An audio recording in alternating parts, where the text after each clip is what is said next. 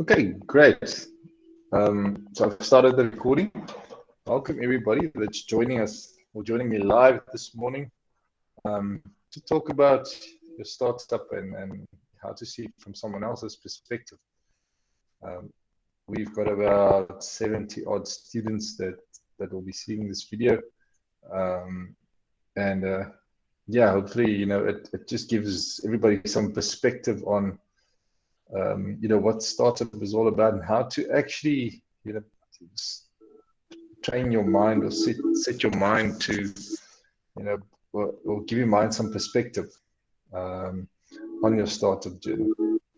Now as always, we're gonna watch a video that pertains to, how much people actually think about you and your startup. Because often startup founders will think that they've got this startup idea and they're on the startup mission, and everybody is looking at them. It feels like there's a spotlight on you a lot of the times, and so that could either be some founders find that inspiring, other founders find that crippling because they feel the pressure, or feel the pressure's on, and I need to perform now because all eyes are on me. But in actual fact, one of my mentors back in the day taught me this. You've got your startup idea and you're excited about your startup idea and you're building your startup, but not a lot of people are actually actively thinking about your startup and worrying about if you're failing or succeeding, or if you're making the right moves with your startup. And it's a valuable sort of way to look at your startup journey, because for me it really helped to see it in perspective. So I'm gonna play the video. It's from a channel called School of Life, and it basically talks about people worrying about others around them and what they're thinking and if they're thinking about them or not, and all of that, and why it doesn't really matter, if people think about you or not, and how much people actually think about you. So let's play the video, and then I'll discuss it afterwards, and then if we've got some questions in between, then we can talk about the questions afterwards. Okay, here we go. Get that sorted. The video is called "Don't Worry, No One Cares." Sounds very pessimistic, but it's a good thing. Here we go. Turn up the volume. We tend to begin our lives with a deeply unrepresentative experience, that of being surrounded by people who care to an extraordinary extent about us. We look up from the dreams and confusions of early infancy and may find a smiling face or two observing us with the utmost tenderness and concern. They watch us as a rivulet of saliva leaks slowly from the corner of our mouth and rush to wipe it away as if dabbing at a precious canvas, then indulgently stroke the fine, soft hairs on our delicate scalps. They declare us close to supernatural when at last we succeed in pulling our first smile. The applause rings for days when we take our initial steps, giggle, totter, fall, and bravely try to resume our progress. It isn't just at home. At school, the best teachers encourage us when we find something difficult. They understand we might be shy. They're keen to detect and encourage the early, tentative signs of our particular talents. Then, of course, we grow up and we're inducted into a horrific reality. We exist in a world of astonishing indifference to almost everything we are, think, say, or do. We late adolescence, when the point really hits home. We might be in a bedsit at university or wandering the streets of the city at night on our own, when it occurs to us with full force how negligible a thing we are in the wider scheme.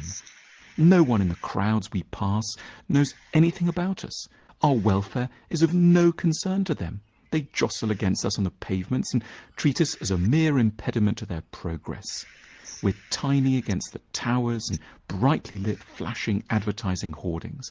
We might die and no one would even notice. It may be a stern truth, but we make it all the more so by focusing only on its darkest dimensions. We remain grief-stricken by how invisible we are, yet we cease to put this bracing thought to its proper philosophical purpose, that of rescuing us from another problem which is gnawing at us all the while, an ongoing and highly corrosive sense of self-consciousness. In another side of our minds, we haven't accepted the indifference of others at all. In fact, we know and suffer intensely from just how much, as we feel sure, others are thinking of us. We are extremely worried about how high-pitched and odd our voice sounded when we asked the waiter for a bit more milk. We're certain that the sales attendant noticed how out of shape our stomach is. The people in the restaurant where we're eating alone are undoubtedly spending considerable time wondering why we have no friends. At work, they're still dwelling on that slightly stupid thing we said last month about the US sales strategy. A person we went to bed with 4 years ago is to this day thinking ill of us in some powerful but undefined way. We don't really have any evidence for this, and yet it can feel like an emotional certainty. It can feel intuitively clear that our foolishness and less than impressive sides are being noted and dwelt on all the time by everyone at large. Every way in which we depart from what the world considers to be normal, upstanding and dignified has been registered by the widest constituency. To liberate us from this kind of punitive story, we may need to conduct a deliberately artificial thought exercise. We may have to set ourselves the challenge of examining how long we spend on the foolishness or just existence of other people.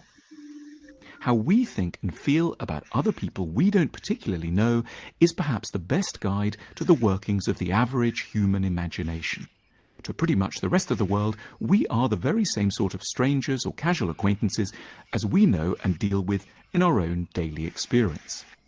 And now here, the results can be surprising. Imagine that we are in an elevator, standing next to someone on our way to the 20th floor. They think they know that we disapprove of their choice of jacket. They think they know that we should have picked another one and that they look silly and pinched in this one. But in reality, we haven't noticed the jacket. In fact, we haven't noticed they were born, or that one day they're going to die. We're just worrying about how our partner responded when we mentioned our mother's cold to them last night.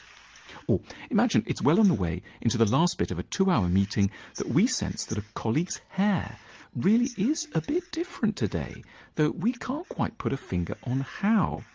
Even though they spent a small fortune on their cut and thought intensely about the wisdom of visiting a new salon. In other words, when we take our own minds as a guide, we get a far more accurate and far less oppressive vision of what's likely to be going on in the heads of other people when they encounter us, which is, in the nicest way, not very much. This kind of news is both very bad and strangely good. On the one hand, no one may notice when we die. On the other, sure not to have noticed when we spill some orange juice down our front or do our hair the wrong way. It's not that we or they are horrible. Our lack of caring isn't absolute. If we really saw a stranger in trouble in the water, we would dive in. When a friend is in tears, we are sympathetic. It's just that for the most part, we need to filter. Our everyday lack of care occurs for a perfectly sane and forgivable reason. We need to spend most of our waking energies on navigating and doing justice to our own intimate concerns. Once we've had to think about our relationship, our career, our finances, our health, our close relatives, our offspring, our upcoming holidays, our friends, and the state of our household, there's just going to be very little time left to reflect on the suddenly high-pitched voice of a customer or the outfit of a colleague. We are owed the upside of an otherwise tragic insight. We shouldn't just suffer from the indifference of other people. We should, where it matters, properly reciprocate it. We shouldn't merely suffer from being ignored. We should accept the liberation implicit in the fact that we are being so. And then in turn, we should embark more courageously on those situations and adventures where a touch of foolishness is always going to be a possibility, like the start of a new business, a romantic invitation, or asking a question at a conference. We may fail, but we can believe with new certainty that almost no one will give a damn if we do. An idea that may, above anything else, help to contribute to our future success. Something which, as we now know, no one's going to much notice or care about anyway. At the School of Life, we believe. Okay, so yeah, that might have sounded a little pessimistic or negative or cynical, but the opposite is actually the message. Yeah. So what this person was trying to say is, oftentimes we've got this sort of outlook on life where your thoughts, you sort of project your thoughts onto the world around you. So you feel like whatever you're worrying about, or whatever decisions you need to make, or whatever wrong decisions you've made, today or tomorrow, or whenever, everybody around you notices it and knows it and understands it and judges you for that. But it's, in actual fact, that's not the case. It is it's probably a survival mechanism that humans developed, because we sort of judge ourselves based on the social norm, or based on the group that we are in, or the tribe that we belong to, or whatever, so that we fit in, so that we can survive. It's a very sort of ancient function of the brain, but it is not a useful one when you do try and build a startup. Okay, so the definition, purely on the definition of a startup, is you starting something new. Now, starting something new in a system, and I've said this in the past, but in a system or a society where things already have its place and people are already using things to solve the problems that they face each day, starting something new really disrupts the system. Now, it might disrupt the system in a very small way, or in a very large way over time. Or maybe, there's a real problem and you have an epiphany and you actually solve a massive problem really quickly. That totally disrupts society. Oftentimes you see, people with very charismatic personalities disrupt, sort of the fiber of society, just purely with their personalities. Now, with startup, you are going to disrupt what is already there. And when you disrupt something that is already there, it will create a polarizing effect. So you will people will love what you're doing, or like what you're doing, and acknowledge, the positive sort of impact you're having on society with what you're doing. Or people will not like what you're doing. Or, on the emotional side, people might feel like they are sort of, I don't want to say jealous, but feel like, you're doing something that's sort of outside the boundaries of what the tribe that you're in, or the group that you're in, or outside those boundaries that were set. You are doing something outside of those boundaries, and it makes people uncomfortable, just purely because, you're doing something new. Now, that's okay. A million people can feel uncomfortable with what you're doing, but you shouldn't let that impact the way that you make decisions for your startup or for your idea. And to do that, you should keep perspective. And I think that video had a good example. Just think about how many times you think about someone else during the day, and really analyze what they did yesterday, the last time you saw them at a braai or something, what they said and how they reacted. And most of the times we can't even really remember how people, behaved or spoke, or, the sort of the stupid things that they did. Most of the times we can't remember, but yet we think people remember those things about us. So in your startup, the surest way to not make progress is to worry about making mistakes and seeing or looking foolish, or taking the wrong step, or maybe starting out with the wrong business idea. Because what you're doing is you are basically projecting your fears out into the world, and it becomes this sort of painting yourself into a corner.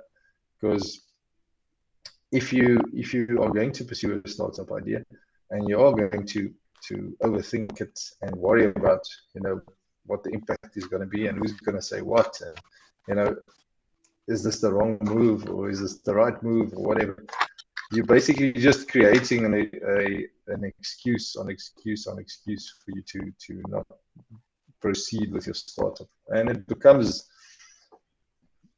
debilitating at the end of the day.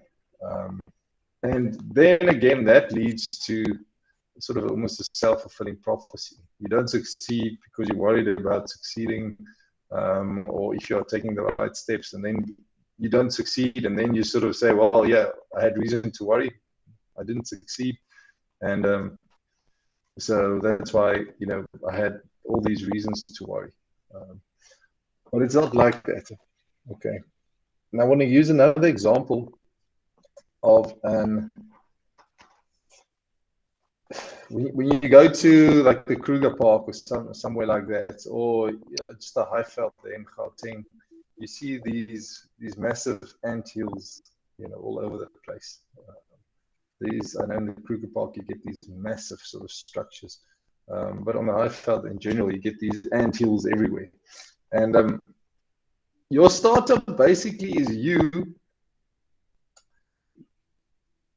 as a single ant building one of those massive structures. That's basically what you're doing. So that first grain of soil or sand or whatever that you're excavating and putting on that heap is you starting your startup.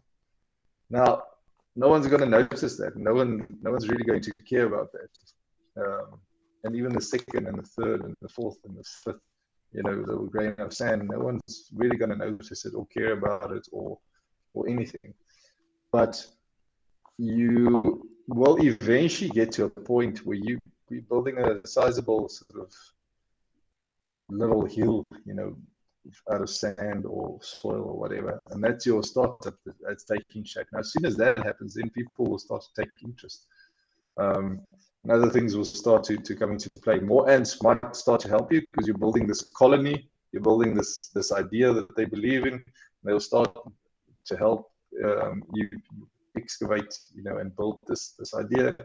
But other things might come into play, other things might start to wonder, maybe there's a meal in here for them, and they might try to sort of sabotage what you're doing.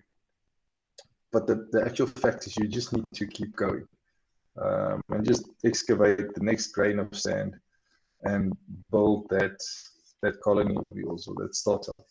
Okay. So see it in that light, and understand that your fears and your uncertainties and the perceived feedback that you're getting from society and the people around you and the people in your immediate circle and more, sort of outlying circle is more often than not your own fears and uncertainties that you're projecting, instead of actual fears or uncertainties or actual almost judgment from the outside. And once you can grasp that sort of concept, then it sets you free to really go for it. If we think about the let's call it the successful startups, founders or entrepreneurs, they, by definition, when you get to a big enough startup idea and you're really starting to make an impact, you will attract, criticism. You will attract, maybe detractors will come out of the woodwork. People will say it's a stupid idea, or maybe try something else or whatever. But if you're solving a real world problem for enough people, then you've got a startup. So then it can be 5 million detractors, but if you're solving a problem for someone, then you've got your startup idea. So keep that in mind.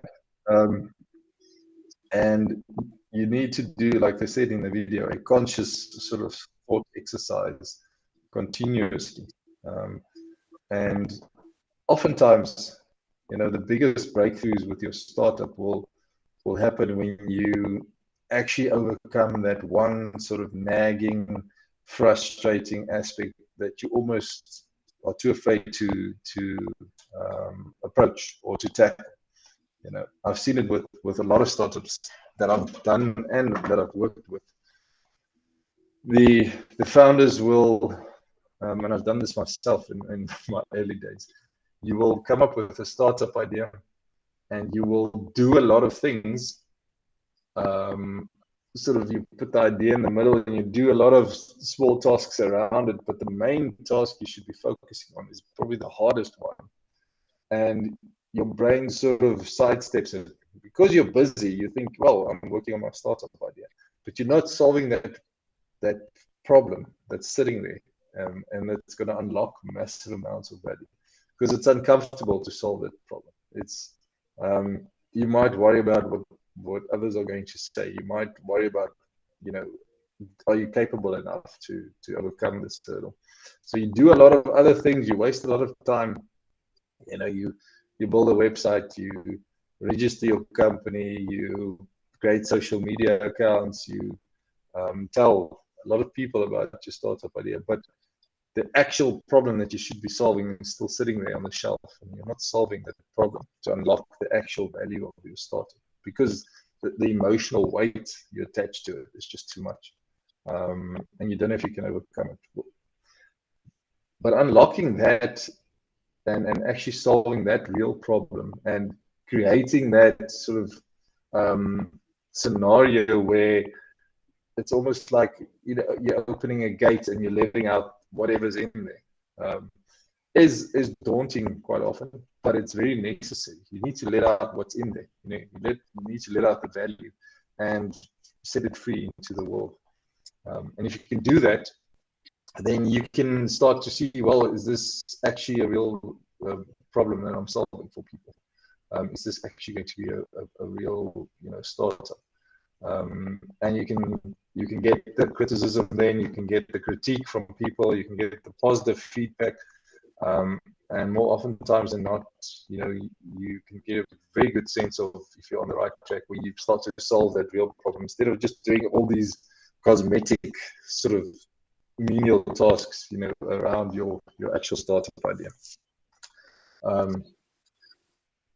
Just an example. I mean, if you want to create let's call it a Uber type company, it's very cool to build a website and to start a social media platform or account or whatever for that. But somewhere down the line, you're going to need either a car and drive people around, find people to drive around, or you're going to need to find someone with a car that's willing to drive on your platform.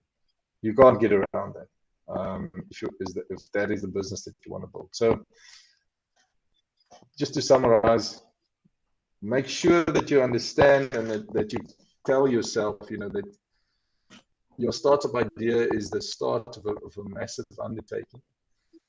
People don't really care. Society at large don't really care if you fail or succeed. Once you succeed, then people will say, I always knew that you will succeed. But they don't really care because the system is in place.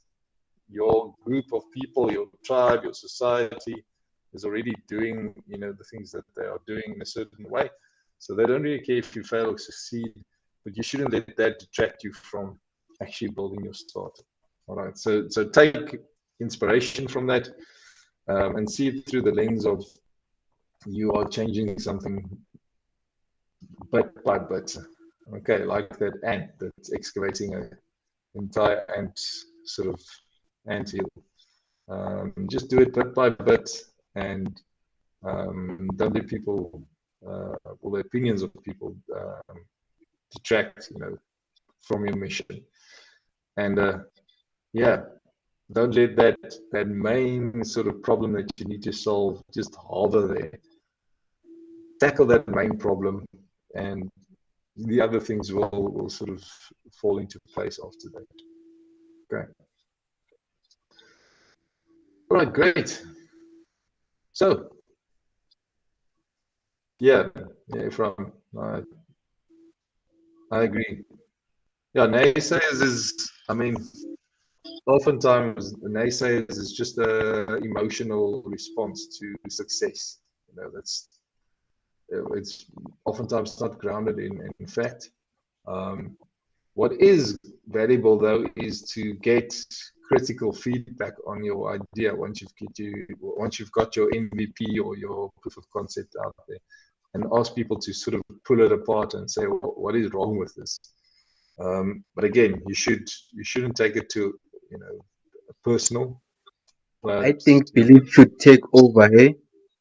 Yeah, definitely. I totally agree. It's such an important aspect to understand that your startup idea is an organic sort of thing that's evolving and growing over time, and you shouldn't be too fussed about what people are saying when you work on it. Just keep your head down and keep working. Okay, awesome.